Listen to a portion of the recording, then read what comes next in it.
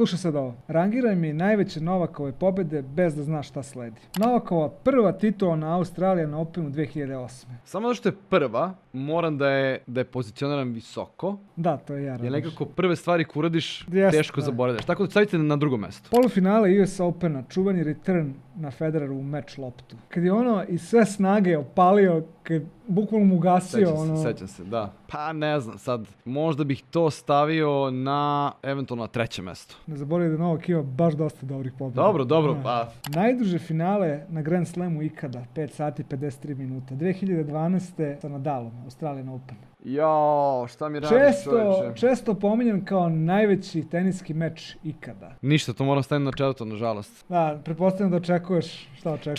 Čekam, da. Da. On je čuveni jedan prst na Wimbledonu, isto 2019. kada je Federeru fali jedan poen da ga dobije, ali ga nije dobio. To je taj srpski net. Morat ću da rizikujem s 5. mesta. Bravo, zato što je posljednje zlatna medalja u Parizu 2024. Dobro, to je krunisano. Koliko čovek ima pobjeda.